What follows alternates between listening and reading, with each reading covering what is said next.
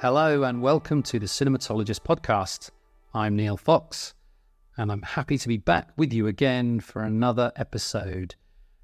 It's another academic episode, second one in a row, which is interesting. We don't normally do two academics in a row, but I think both this conversation today and the last episode with Naz Masumi talking about pouring water on troubled oil, I think are both really interesting conversations about practice, research, archive, and also kind of telling stories about histories that have either been ignored or kind of overwritten or misrepresented in different ways. So kind of engaging with the past in kind of really, really fascinating ways through sort of practice research. So hopefully those of you who are not necessarily academically inclined will still have a lot to take away from this, particularly because today's guest talks so warmly and kind of engagingly about such a broad range of film, and any conversation with her always ends up with sort of a list of recommendations for me and hopefully for you to go away and check out. So today's episode is with Professor Alison Peirse from the University of Leeds. Alison is Professor of Film Studies at Leeds, and you may remember, if you've been a longish time listener to the podcast, that Alison was on a few years ago talking about her work as she was moving into sort of making video essays as an academic creative practice research practice. That was a lot of practices in there, wasn't there? Probably should have worked that out before I said it. And we talked then about her newsletter, The Losers Club, which is a really brilliant newsletter, and we sort of mentioned that in this episode as well. But in the last couple of years, Alice has been heavily engaged in a funded project called Doing Women's Global Horror Film History. And I say it slowly to make sure I get it right. And that's what we talk about today, because the reason that Alison popped up on my radar again was because she was the editor of a special issue of the May Journal of Feminism and Visual Culture with a series of video essays that were the sort of part of this project that she's working on. And I really wanted to talk to her about it because the video essays are amazing, and just sort of trying to catch up with the work she's been doing in the last couple of years, seen that it's really kind of rich array of work that I thought would be really interesting for our listeners. And as hopefully you'll hear from the conversation, she's just a really great person to talk to. She's super knowledgeable, super passionate, and just really fun and engaging and super smart. So I had a really, really great time talking to her. So hopefully you will enjoy the conversation. It's a quick intro today because it's a longer conversation than the last couple that we've had. But I did want to mention that, and I did see the film The Last Matinee. Now that's something that comes up in the conversation.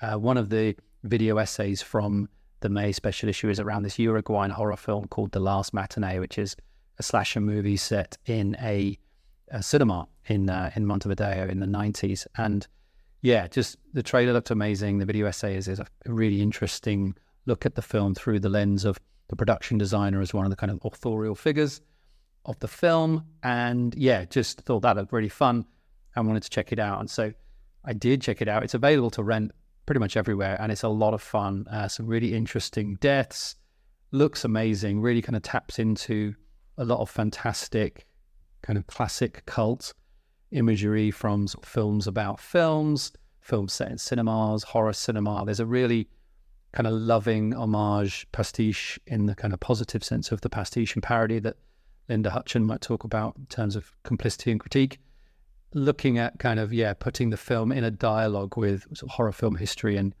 slasher films and final girl tropes and all that kind of stuff. It reminded me of a film I didn't really I just didn't kind of mention it at the time because hadn't spoken to Alison yet. But Night of the Comet, which is a great sort of movie from the 80s about sort of end of the world and a cinema. There's a lot of kind of imagery that just conjures up really nice memories of other horror films, and it's tightly plotted, some interesting performances. Alison's quite deprecating about the script, and I know that the person who did the video essay felt similarly, but it serves its purpose. It's a really fun movie, well worth a watch.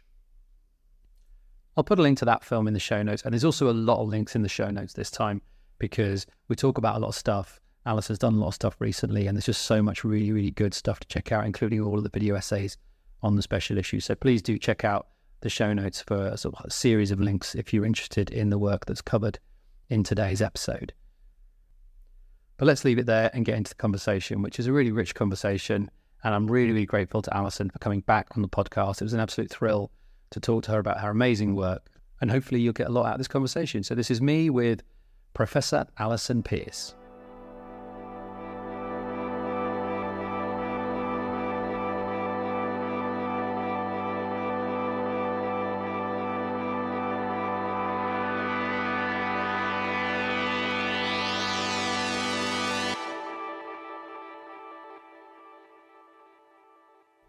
Welcome back to the podcast, Professor Alison Peirse. Hello, thank you very much for having me on again, and also thank you very much for stressing the professor that I am now. Much appreciated. You're very welcome. It was lovely to check back in with you ahead of this and see that on the signature. Very well deserved, and kind of just testament to the amount of work you've been doing in the last couple of years. Thank you. Yeah, it feels that way. But there's also a thing that I went for professorship, it was last year when I got it. And in order to do it, I'd agreed to do several things to fill certain gaps on my CV. And even though I'm now being a professor for quite a while, I'm still finishing some of those things off. So, I have been very busy, but continue to be busy for, I think, another 6 months or so before things might actually settle down again. Do you mind if I ask what some of those gaps were? Because I'm in the same position. So I made professor last year as well. And I have... Congratulations. Thank you very much. What a love in it is already. I know. But yeah, there still are notable gaps in terms of... So I'm interested in what it looks like at different places. It was more just extra international stuff that involved me traveling. Okay. I like being at home. I like being at home in Bradford.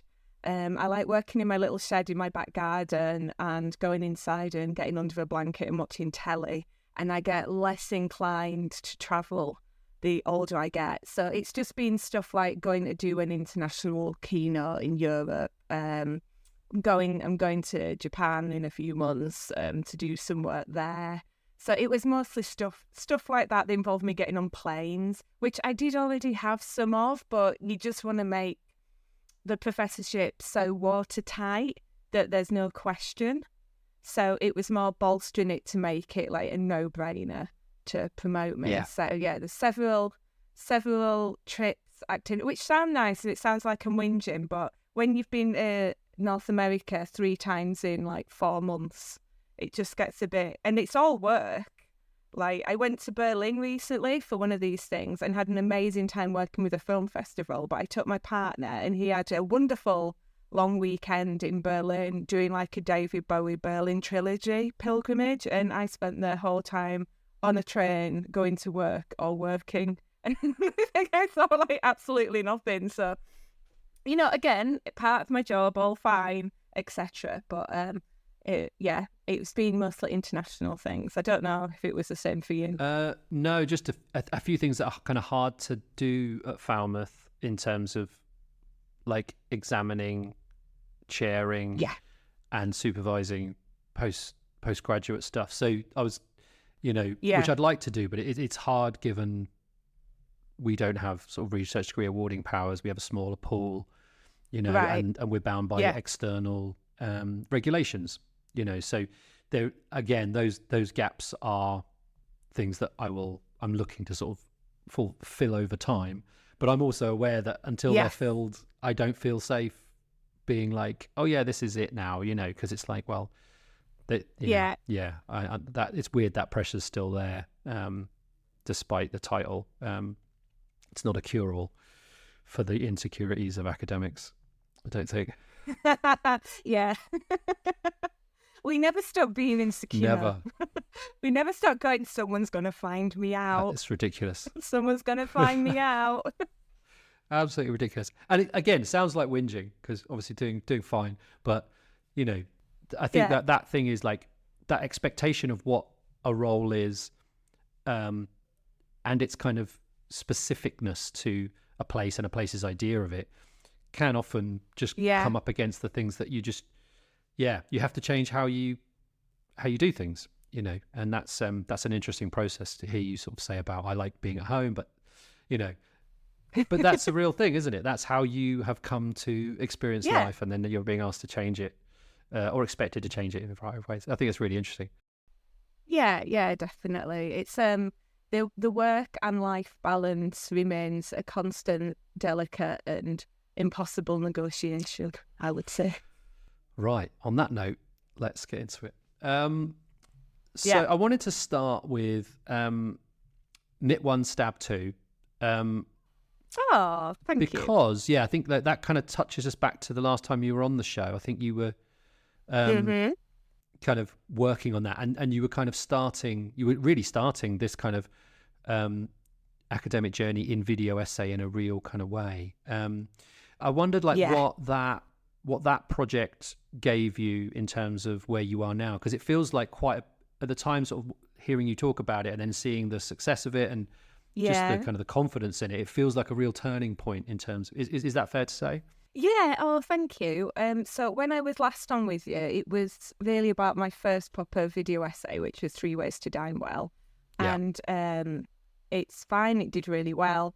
But it's looking back at it, it definitely felt like a first video essay, in that I wasn't particularly breaking audio-visual form. It's a series of clips with a voiceover narration. And when I started working on Knit One, Stab Two, which I started pretty much straight after 3 Ways to Dine Well, I started in that mode. So I wrote a script first. And I had, as part of the script, I had very clear kind of timings for the clips that I wanted to use. And then I'd hated recording the voiceover for Dine Well so much. I just hated it. And I hated hearing my voice back. Like, it really brought me out in hives. So I decided to pay and employ a professional actor and voiceover artist, Tanya Vital, who's done the narration for Knit One, Stab Two. So I wrote a script, did a kind of live online directing Tanya recording, which was super interesting and felt completely out of my depth, because what do I know about that? But, just pretend you do. And then I kind of went into the video editing after that. And so I'd initially replicated the same kind of process as I did with Dine Well. But what I discovered then in Knit One, Stab Two is that my video editing skills had got stronger. And because I was no longer entirely scared of the effects controls panel in Premiere Pro, that I could mess with it a bit more. And I also discovered things, and I never know how you say it. I call them, in my broad Leeds accent, mogrets, but it's motion graphics templates.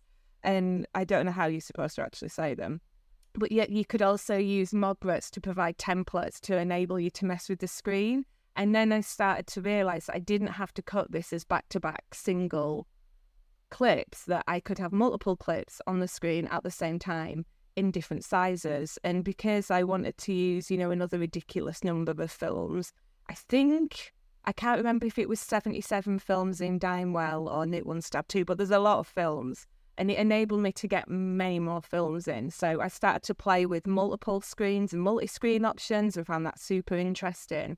And then by the time I'd finished Knit One, Stab Two, I was completely over using voiceovers. I felt like I'd done everything I needed to do with voiceovers. I'd worked out multi-screen, and I'd really enjoyed collaborating with my partner on the sound design and the original music. And I was like, I want to do more playful, experimental stuff. So it's very kind of you to see it as a step forward, and it definitely was. But I think the end result is hopefully playful and fun, which is what I generally try to do with my work. But it was the process of working through that I feel has really unlocked stuff going forward. Great. Yeah, and it was kind of interesting in terms of looking at it in the context of the May special issue, which we'll be talking about. Yeah. In terms of who's doing the work of the, of who's doing the academic work, but also how do we as people who engage with the work understand who's doing the work. And what I mean by that is it's so refreshing. It was so refreshing to hear that you picked an actor with an accent, a regional accent, to do that work, you know, rather than, yeah, oh, it needs to be received pronunciation. Like, it is something that was really intimate, but also kind of the closeness between your work and the form of the work was really, really close. So I thought that was really interesting to just, this works so well because it feels like the representation is close to the source, if that makes any sense. Yeah, completely. And I'm really pleased you noticed that, actually, because Tanya, who's a rather trained actor and is a professional voiceover artist, and she's worked in feature films all over the world, and she's originally from Bradford, which was one of the things I enjoy about Tanya. But she can do RP, she can do received pronunciation, like the best of them. So she sent me a couple of samples of different voices that she could do with it. And what we settled on wasn't like a broad Bradford accent, but it was a voice that had clarity and enunciation, but was still clearly northern, which I was just delighted by. But given that I've also got a very broad northern accent, I think sometimes people think it's just me speaking and trying to sound a bit posher, but it is Tanya. So, well, I couldn't tell. So there you go. Yeah, there you go. Yeah, and interesting because I think our listeners will be interested in the direction aspect, because in the last episode, there was another academic, Nariman Masumi, who had worked with Michael Sheen doing the same thing. He put this archive thing together. So I think in terms of things we might talk about today in terms of practice research, it's interesting to see academics moving into a space where they are taking on aspects of directorial roles associated with narrative work in this new context. That's really interesting to hear. Yeah, I found the whole thing fascinating. So you had 77 films, and including 2 M. Night Shyamalan films. I noticed his penchant for niching was wow, who knew? Well, I know he gets a bad rep, and some of his films are terrible. But I love The Village. I really like The Village. Me too. And I think the other one that I think is in there, off the top of my head, I think is The Happening. It is, which I'm also into, and I went to see at the cinema and really enjoyed. And I went with my partner. My partner was like, "This film is absolute terrible shite," and that's it's not. It's amazing. But I love so bad it's good films. I love all that sort of thing. So I was always going to embrace Henry Shyamalan. Indeed. I did want to come back to your partner and the music later on. For sure, because I think that's a really interesting aspect of it. But so the majority of what kind of the episode is coinciding with is this release of a May special issue of video essays, which are all linked in the show notes, and it's around this project doing women's global horror film history. Classic catchy academic title. Right, can we just pause on that, because this is what happens when you spend all your time working alone and in your head. So I was like, I want it to reference doing women's film history, which is a really important book.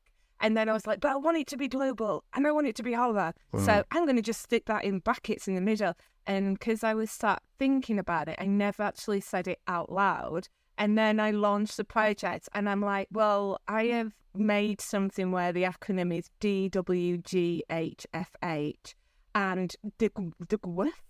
We never came up with how you say it. And then even if people say it all the way out loud, it's an incredible mouthful. This is one of my learning notes for future projects, which is actually have a project that you can say in full or has an acronym that you can pronounce, like ISA. ISA would be good. Yeah, I feel that pain. But I think what was interesting about sort of following the work but seeing this was that the global and the horror are really, really important in there. And I think that you allude to that in your sort of thing in terms of the Sara Ahmed references, in terms of just being explicit about what we're doing, rather than assuming. I think I was talking about this to someone yesterday. We were talking about practice research, and the battle to get practice research recognized in certain big institutional structures in academia, where they say, well, we are inclusive because we think it's all the same thing. And it's but if you look at the data and you look at the focus, you're not interested in practice research because it's not representative. And I think it's the same thing, isn't it? It's that classic, like, not all men thing of like, well, you know, and it's like, well, no, actually, the specificness is really, really important. And I want to come back to your essay, but certainly it feels like this whole project through your notes has focused not just your thinking about horror, but you're thinking about the global and the context of who is doing this work. I don't want to ask you to summarize, but if, you know, just like how did you end up with the collection of video essays as a kind of significant output for this kind of larger funded research project? So this project, the Doing Women's Global Horror Film History, or DWGWH, it was funded by my AHRC fellowship, which was a research development and engagement fellowship. And this was one of the outputs for the fellowship. And when I pitched it in the grant application, I had two reasons for pitching a video essay special issue. The first one was, because this was pre-pandemic when I pitched it and submitted the application, I was really interested in video essays, but I didn't know how to make them, and I wanted to make them. So it's kind of one of them things, like, if you say you're going to do something, then you'll have to do it. So I said, I want to do this special issue with video essays. So partly because I'd have to learn. And then also, I really like how video essays are an accessible format to people who are interested in critical thinking, who are outside the academy. And it makes research and thinking and critique and world building, it makes it all open for lots of people to engage with. And, you know, you and I know that there are plenty of very smart people out there who are interested in all this kind of stuff who aren't academics. And, you know, most of them are probably not academics. And video essays is a really accessible way to bring your research out that isn't paywalled, where you're expected to pay £75 for 24-hour access to a journal article. For sure. And it also allows you to express your research in more interesting ways, I think. And then I picked this journal because it's open access, because I wanted this output to be for all the people who are interested in that, who like don't have the option of accessing through university paywalls. I wanted it to be open to everybody. Lovely. Yeah, so pleased that it is. It's an incredible body of work. There's this thing you say in your sort of introduction to the essay, which I'm going to quote directly because I just like it so much. Oh, good. Thank you. Redefining where our attention falls as academics is an act of diversifying who we study and how we study. It is not just where the filmmaker is based, it is also the job that they do. And that feels to me like the ethos that underpins the whole of the global film history project, you know, horror film history project. And then there's this really lovely example of an essay on The Last Matinee, the Uruguayan horror film, where it basically foregrounds the production designer as being largely responsible for the visual look of a film, which is still quite a controversial thing in terms of like the hierarchy. Well, it looks the way it does because of a cinematographer. You know, the Oscars do this very, very broadly, like it's, you know, Oppenheimer and Hoyt van Hoytema, like it's his. But it's like, well, what if we look at it a different way, and how does that change? And then I'm going to watch that film before I release this episode because it looked fantastic. It's a very good. It's a great audio visual experience. As someone with a background in screenwriting, and both Tori Potenza and I, and Tori's the person who made that video essay, Tori and I both agree that the script is not the strong part of that, but the audio visual experience is. Which again is kind of, it's, you know, I sort of wrote down that these essays are, you know, a radical disruptive practice, you know. Oh, good. I like that. You know, because it's presenting theory as practice in a really interesting way, and it's saying like this is a valid way of analysing these films. And you mentioned something there in terms of Tori. It's not just about where the films and filmmakers are from, but it's who's doing the work of discussing that. You know, so where are these academics from, and who gets to present these ideas in this way? That feels, it feels really radical in terms of form, and I love it.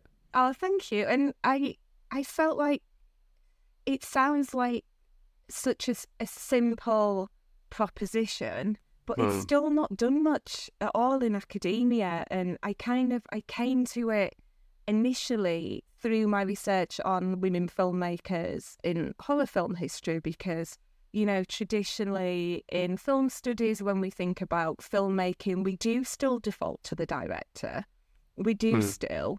And, you know, in horror films, relatively few women have been allowed to take up the directorial mantle compared to men. So when I'm looking for the work that women have done in horror films, I'm having to look elsewhere if I want to find it. And I'm having to look at screenwriting, at editing, at production design, at cinematography in order to find the women.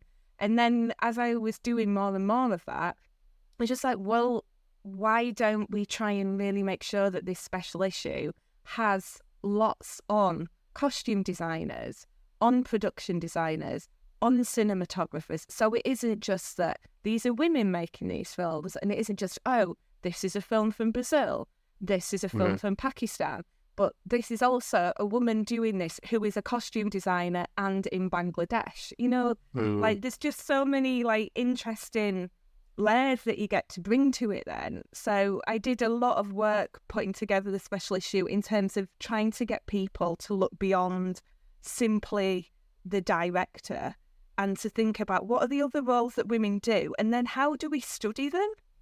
Yeah. And then specifically, how do you research them? How do you study them? And then how in video essays, so how in practice research, how do you make, what is your method? Like, what is your method for thinking about how to display this work? How do you make a case for the work that this woman has done in an audio-visual way? And 90% of the time, there's just no existing parameters for that in academia.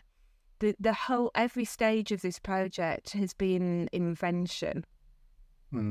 Every single stage. And that's amazing. Like, it's amazing because it brings to the surface the fact that you're reminding whoever's engaging with the work that it's as much about the ways of making this knowledge as it is about the knowledge that it provides. Yes. Yeah, completely. And that's how I hope people can approach the special issue in different ways. And I talk about this in my introduction. I say you might look at this special issue and you might watch it because you're really into video essays, or you might watch it because you're really interested in horror, or because you like women filmmakers, or because you want to learn about different production roles. And all of those things are valid, but it's just being aware that we can really open up what we study and how we study it. You know, there are a million different ways to do the work that we do and to do the thinking and the research, and it's taken a lot of work and thinking to get through this. But I hope it's worth it. I think it is. Yeah, absolutely is, from an external point of view. But it's interesting to hear you sort of say that, because I think that one of the things I enjoyed about both your essay in the collection and the introduction was that it's very clear from both that you're wrestling with your own positionality in the whole thing, and it's completely part of the work. Like, it's that's what makes it so interesting, I think, is that there's no even a pretense at objectivity, you know, because how could there be when you have to do this work, you know? And that's really kind of exciting, I think, to see. Again, you know, one of the reasons that I like podcasting so much, and, you know, video essays can do this as well, is like, can we spend time with the thinking of something? And it's you're thinking through the process of making the work about, well, what should I be doing? Why am I doing this? What's kind of underneath it? And that, to me, is like, personally, like my contributors, you know, they'll have had different motivations for why they took part and what they did. But a key thing that I want this special issue to do is to have some longevity beyond highlighting the work of these specific women filmmakers in these films. So the how is really important. And as you say, like, I lay it out barely, like, as in, you know, completely in the introduction of how I did this project, because I would love people to think about the things that I've been thinking about and then take that thinking up in their own ways. You know, the how we do the work is something I'm super interested in at the moment, and not just from like a meta perspective of like, oh, look at me, I'm thinking about thinking. But it's trying to think through and invent ways of doing things that other people can then pick up and take forward in their own work. So it isn't just saying, here's the interesting work of this cinematographer from Thailand, but it's how might we study the work of Thai women filmmakers? How might we study cinematography in an audiovisual format? And then knowing that, like, how might the person who's watching the video essay or reading the work, how might they then want to take that forward and do something else? So I think what I'm trying to say is I want this project to be generative. Yeah. I don't want it to be a full stop. I want it to be like the opening point where people can go, oh, well, I like what she said there and that made me think this. So I'm going to go do that. Or I hated what she said there. So I'm going to show her and I'm going to do this opposite thing. So I'm looking for it to be like, hopefully a responsive, like, call to action to do your own stuff. So that's partly why I lay the thinking out so much, because I want people to also think and then go do their own thing. Yeah, I mean, and I think that will be a legacy of it, and I hope it would. Definitely hope it will. I mean, it was interesting I've been reading some bell hooks recently, which was a good thing. But I've been thinking about this idea of like patriarchal thinking, because I think May is a really good home for this project, because it allows you to foreground the kind of the intersectional feminism that kind of underwrite, and it is that thing of thinking, okay, well, this is not to denigrate anything that's come before, but a lot of the way stories of women filmmakers have been told have been within patriarchal systems of academic publishing, and they also have taken very patriarchal modes of thinking, which is like, well, let's think of women directors as the filmmakers, as you sort of said before, whereas you seem to be coming at this from a kind of really anti-patriarchal perspective of like, well, it's about not just foregrounding women, but it's about thinking about women in a way that doesn't define them by a patriarchal way of doing things, either in the form or the content. And that seems to be, just from reading again the introduction, the feminist aspect, and obviously it is intersectional in terms of the global cinema, like just in terms of just the backgrounds, the lived experience, the budgets, you know, the opportunity to access to resource. Like there's a huge intersectional element to this, but that feels very much like and obviously there is a kind of feminist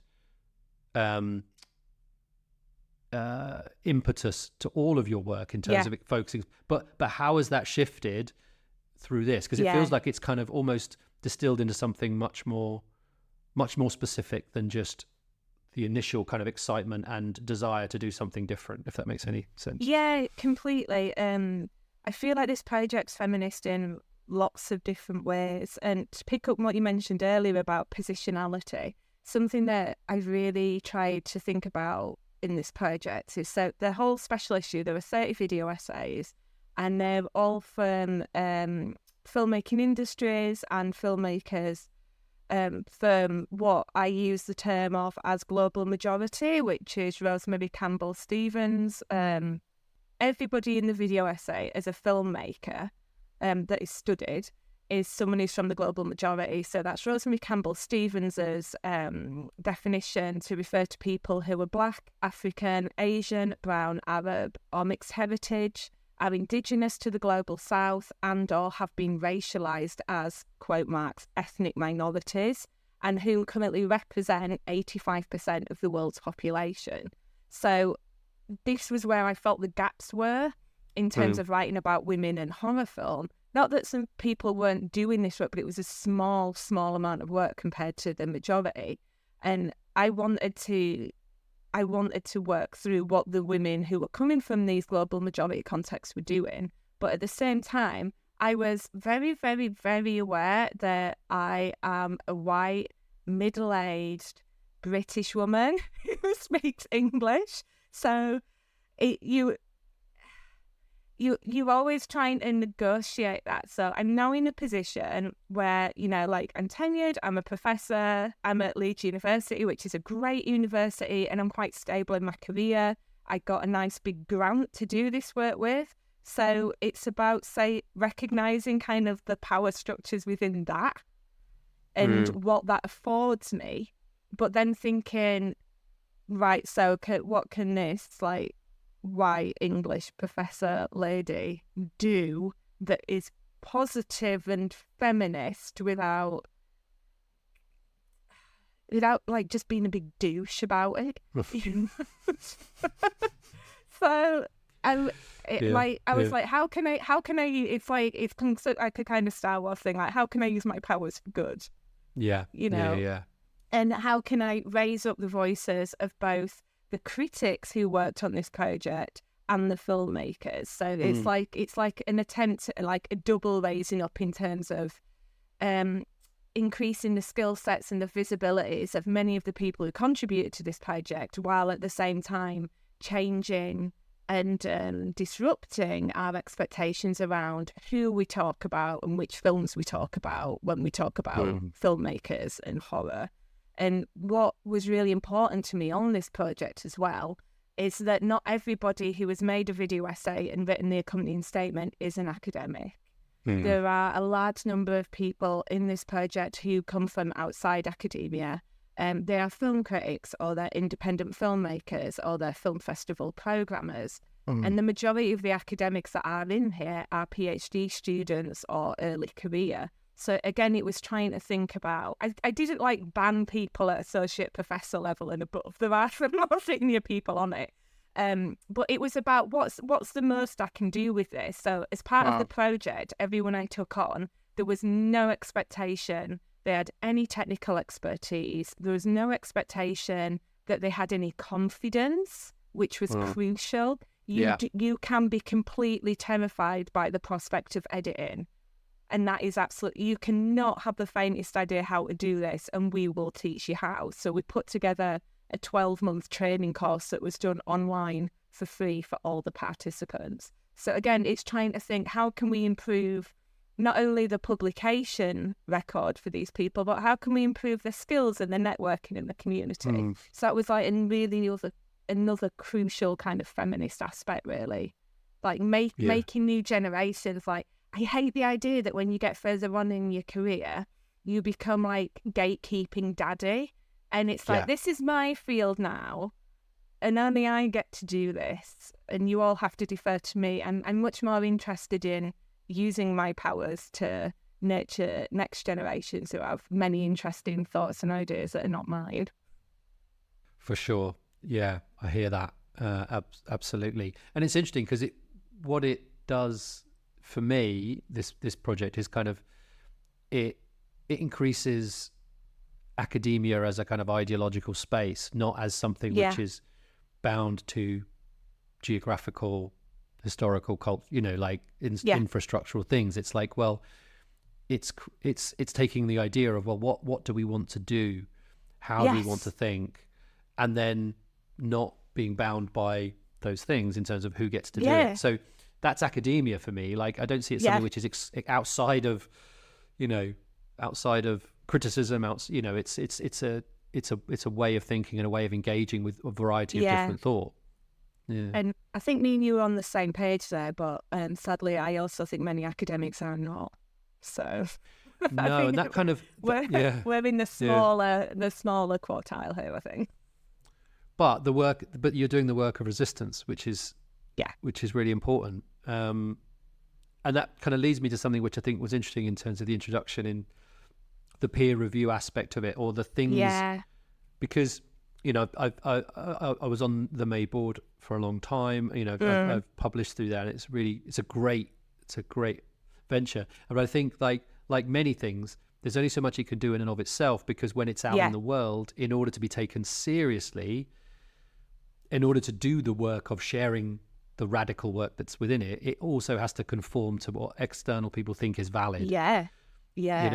Which I think is a really interesting tension in terms of what's the balance between being the thing that you want, but also being able to take that forward and have it embraced, or have it even seen, where there's an expectation that it has been through a certain process. So that sounded like something that was a productive conflict for you in terms of the aims of the work, and also how the work gets out into the world in the end. Yeah, and it's a negotiation. So it goes back again to that idea of like inventing everything. So I had to like invent this 12-month training program, you know, the likes of which have not been seen before, that was completely online and accessible to everyone. Who some of my contributors, if we think about GMT as a time slot, some of them were -11 GMT, some of them were +12 GMT. Like, how do we do this? So you kind of invent that. And then because so much of it is about, for me, was about creating skills training, networking and community opportunities for these people based all over the world in multiple time zones. How do we put that together? And so I came up with regular kind of drop-in feedback sessions where everybody got to see each other's work. But I purposefully didn't want to be there. And I didn't, not just because like, it was one less thing to do, but also the other people that I'd hired to tutor into this program, they weren't there either. And I hired Evelyn Kreutzer, who's a brilliant postdoc and a very well-known video essayist. And Evelyn ran those sessions as flat hierarchy, like there are no hierarchies, flat structures is what I'm trying to say. And it isn't about having the person looking over your shoulder to say that's good, that's bad. It's about just doing it and kind of peer review. And I really tried to essentially decimate traditional structure all the way through it. But even then, when we get, which gets to your point, which is when we get to the journal, like to be recognised as a credible academic journal, the journal itself does need you to go through multiple peer review. And I had no problems with the journal. They were absolutely great. But the onus was very much on me to find the peer reviewers and to make sure it went through peer review. So it was a credible and recognised academic publication, which is the first. And again, they didn't push this. Like, it's just part of the process. The journal was fantastic. But it's recognising that even though I've like broken all these things about training and about who we study and how we study and flat structures, when it comes down to it, it still has to go through peer review, and it's someone saying, here are my thoughts on what you can improve. So it's always, and I, as you say, I talk about it in the introduction, it's always a process of negotiation, I think, trying to work out where you can break things and where you can, or you could break them, but it will be detrimental. Exactly, yeah. Where is that tension going to sort of bear fruit?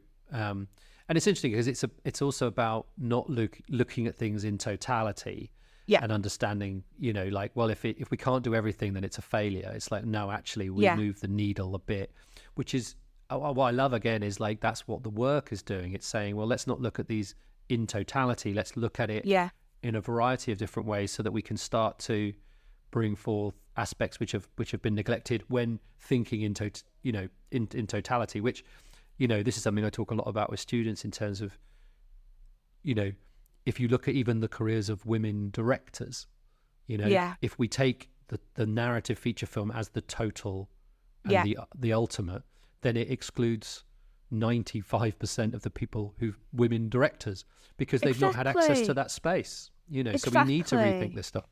Yeah. And that's what it's really important in the special issue that we've got, is that a number of the case studies are on short film.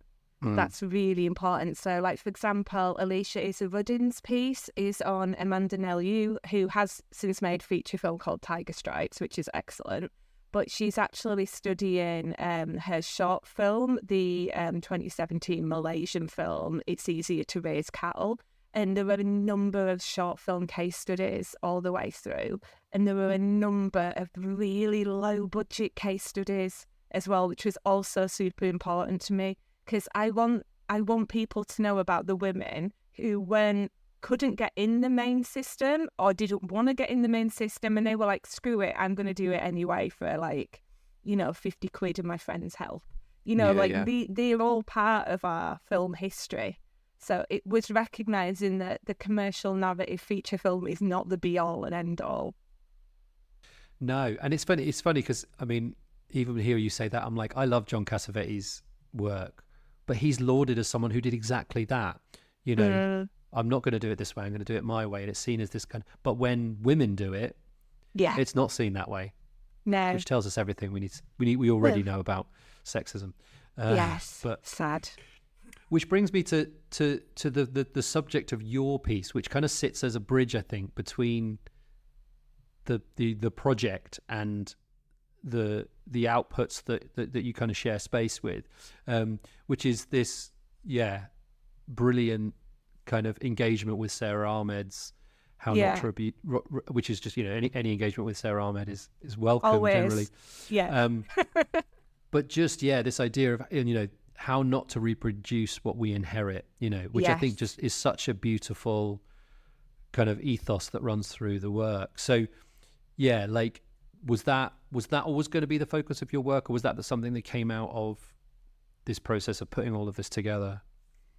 I was being a classic editor for this special issue, by which I mean I cracked the whip on everyone in terms of deadlines and submission while having not even begun to think about my own work, which classic editorial practice. So it wasn't until everyone's pieces were in and had been through peer review and revised, and I was like, shit, I better go on my own if I want to put something in here. And it was literally, I'd had a realisation, I think it was like May 2023. I was like, oh God, if I actually want to publish in my own special issue, I better do this. And it's one of the things I like about doing kind of edited collections. So it was the same with my book, Women Make Horror. You learn so much through collaborating with other people. And one of the things that I really like about this special issue is the very wide variety of ways to do a video essay. So there are some traditional kind of voiceover ones that are absolutely beautiful. There are some incredibly experimental pieces. So in it, one of my very favourite pieces is Amy Neesa's piece called Splitting, which is on Shahnaz Begum, who's the director of The Cat Beast, this 1997 Pakistani Pashto trash film. And Amy's piece is incredibly experimental and completely blew me away. And then at the same time, there's also a piece by an independent filmmaker based in Beijing called Quan Zan. And Quan did this piece on Mizuki Yoko, who was the writer of Kwaidan, the 1964 Japanese film. And Quan's like this genius with tech, and she used AI to kind of drag hundreds and hundreds of images of young, pretty women, and she superimposes them over the faces of the guy in Kwaidan, in the clip that she's using. And stuff like that just completely split my head open for what video essays could be. And I will never be as good as Quan. Technically, I will never be able to do that. But Quan's work, Amy's work, and also the work of one of the other contributors, Birdie, who made an amazing piece on Yang Chia-yun, who's a Taiwanese film director from the 80s. Birdie's piece really showed me the possibilities of what videographic criticism can be, and it made me want to experiment more. So I waited till everybody's was in. I kind of looked through and realised the full remit of not all the ways, but the very many variable ways to do practice research. And then I was like, what am I going to do? And I knew I wanted to include a short film and a feature-length film from every region that is studied in the special issues. So, from Africa, from Latin America, from South Asia, Southeast Asia. I wanted to include a short and a horror film with a woman who had a major production role on each of them. But I also knew I wanted to do something short. And Knit One Stab 2 is nearly 10 minutes, which is relatively long for a video essay. Dime Well is your classic first video essay at 22 minutes. And I wanted to make something really short in under 3 minutes. And it's well, I've got 5 regions and I'm going to have at least 10 films. What can I do? And so I also, again, inspired particularly by Amy, Quan and Birdie, I really wanted to play with the experimental. I didn't want a voiceover, and I wanted to put images and sound together and see what happened. It's what Catherine Grant, I think, refers to as thinking on the timeline, which was something that had taken me a lot. But I was like, what happens when I mush everything together, and how does it make me feel, and what does the experience feel like? at the same time, I'm a huge paid-up Sara Ahmed fangirl. I recently had a video essay published called The Language of Rage, which is another homage to Sara Ahmed. But I knew that I wanted to use her book on being included, which is racism in the academy. And it felt so pertinent to this project, but I didn't know what I was going to do with it. I'd already read it like 18 months before that and underlined it. So I'd pulled all my images onto the timeline. I'd started messing about with them and playing with opacity and seeing, I don't want to multi-screen it like Knit One Stab Two. I want to do something where they all fade in and out of each other, like collages. Very into Dadaist collage and like the women Dadaists, who do collage. That's something I'm very into. And I wanted to play with that feeling. And then I was just flicking through my heavily annotated Sara Ahmed book on being included. And this quote that I've got on how not to reproduce what we inherit is like 3/4 of the way through the book, halfway down a paragraph. It's not like one of the big lines, but I just looked at it and I was like, yes, this is a thing that needs to appear as text, because this is not just this video essay. This idea of how not to reproduce what we inherit speaks to everything that I personally am trying to do with this project. And again, I wouldn't speak for my other 29 contributors, but it's everything that I'm trying to do on so many levels. And so it was just like a lovely, happy, creative play of mashing together all these things and playing with it till it felt like it made something and made sense to me, I think. And it was a very simple, like Knit One Stab Two took me a year. Dimewell took about 18 months all in all. And I did this one relatively quickly because it's like it finally clicked. It's like it'd been waiting in my brain for so long to come together. And I needed to wait for everybody's work to be finished. And I needed to sit there on the timeline and think, what am I trying to do? And then it all just, but it doesn't always work like that, sadly. It's usually a lot harder. Well, I think, and often the labour is felt in the outcome anyway. And I think that there's an intellectual labour in your piece, which is matched by a kind of effortlessness of, thank you, this is how it should be kind of thing, which is really lovely. The actual video essay might not have taken too long to put together, but it is the product of 3 years of thinking. It's like the Picasso, the possibly apocryphal thing, isn't it, where he does a sketch for someone and he says that'll be X number of pounds, like in a cafe, and they say to, well, this is, I love this apocryphal story, possibly apocryphal story, where they say, but it took you 30 seconds. Yeah. He said, yeah, but it took me 30 years to know how to do it in 30 seconds. Well, I'm liking this analogy as well, where like I'm being discussed in relation to Picasso. That's like completely fine by me. I thought you'd like that.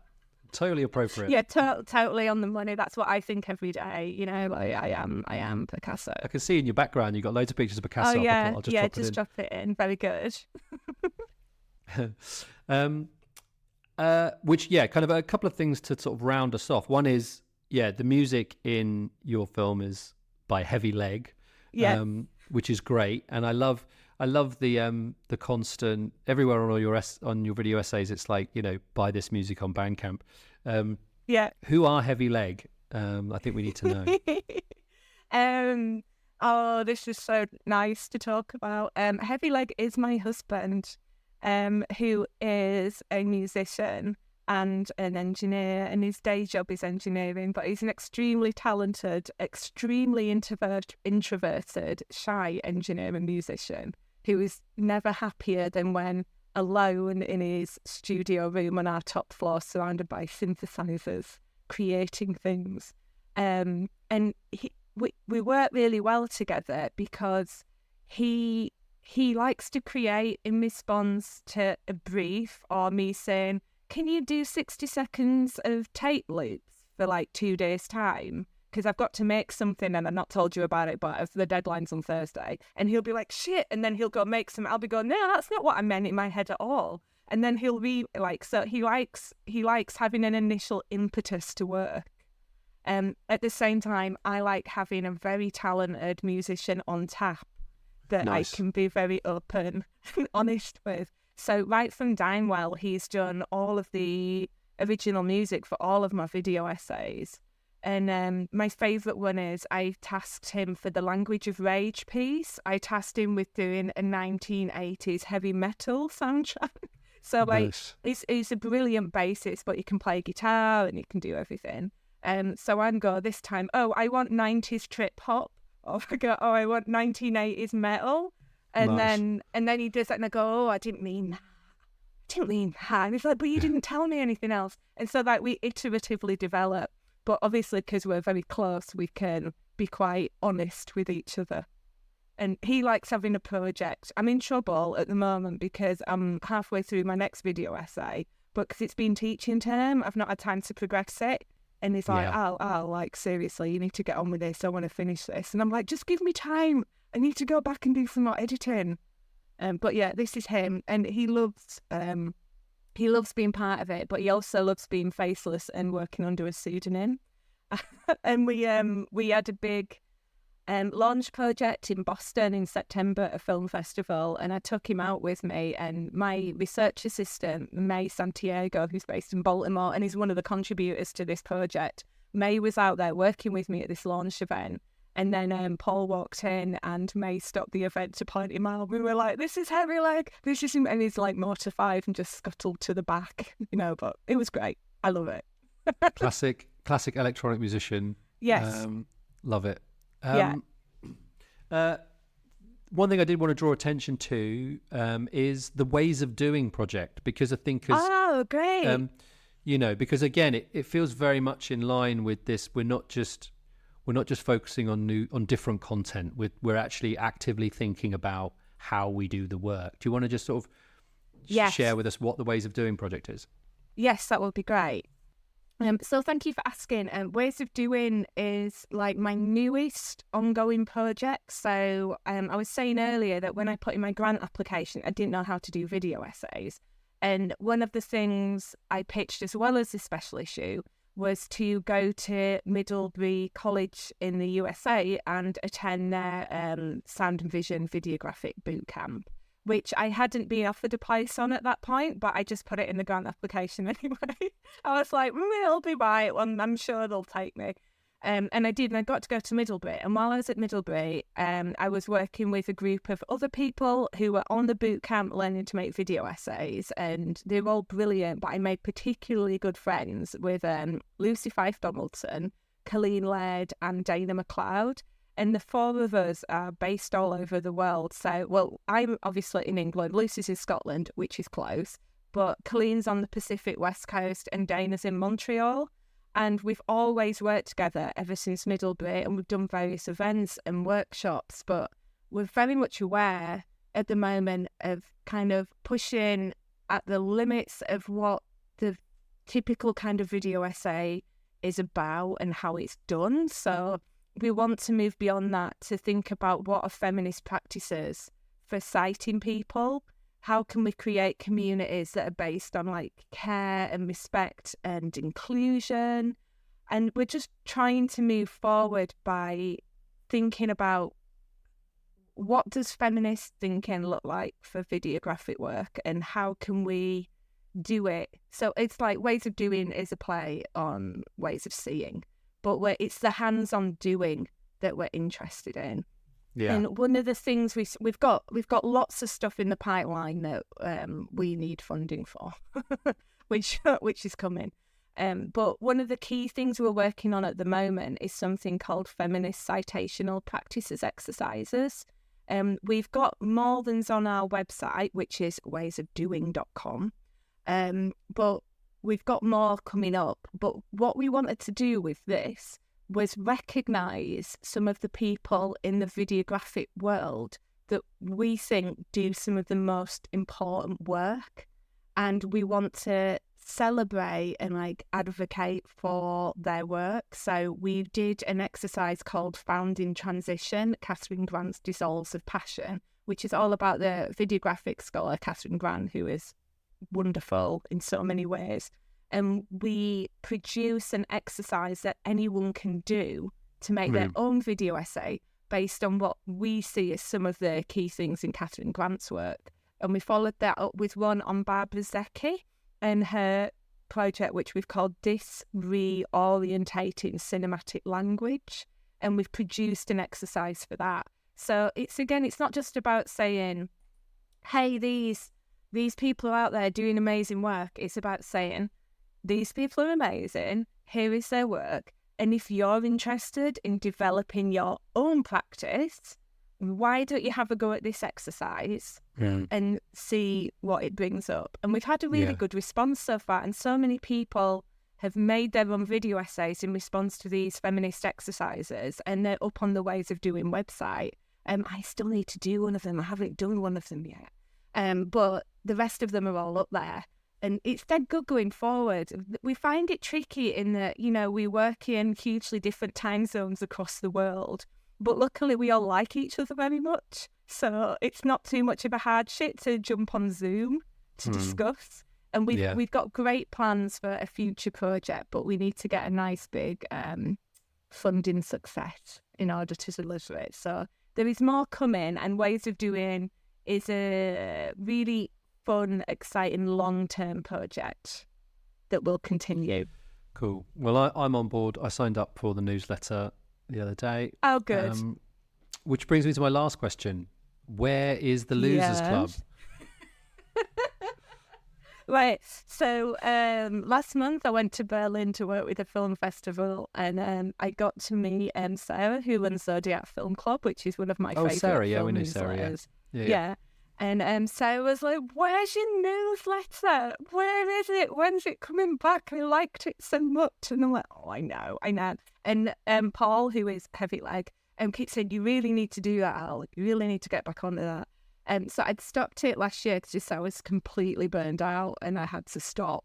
But I do like doing it, and the people I met through it were fantastic, and it was great to get work out regularly into the world and to get instant responses. And you'll know this with a podcast, it's very different. Like when you release a new episode or a new newsletter, people respond and you're like, oh my god, like, someone in Thailand's just read this and thinks it's great, and it's mad and so different from academic publishing. So it will come back. I think I may need to get rid of the remainder of these things I agreed to do in order to become a professor. You mean that wasn't the basis of the application? Was just, I've got this amazing newsletter. I mean, it was just, here's the newsletter archives. What more do you want? That would be enough, surely. But yeah, it will come back because I enjoyed it, and it also made sure I regularly watched horror films. Because again, you might be aware that even though, like, as a film studies academic who writes about film and thinks about film, it's often hard to find time to watch the films because you're so busy doing admin and management and student stuff all the time. So it also made me regularly watch films. I mean, I watch films, but you know what I mean. Yeah, no, for sure. Yeah, no, absolutely. Yeah. It sounds like a hardship. Yeah, so one day. But it's true. It's such a hardship. But it's so true. It's such a hardship. Yeah, it will come back. It is not gone forever. It hasn't, I promise. I just wanted you to know that it is missed. And that's what I'm hearing. So that's very sweet. I'm hearing this. I'm hearing it. But we have more than enough to be going on with from you for now. Yeah. So thank you so much for all of this amazing work and for bringing all of these critics and scholars and independent researchers to our knowledge as people who enjoy engaging with this stuff. So it's an amazing project. And it's been really nice to catch up with you. Well, thank you very much for having me. It's been very nice to return to the cinematologist.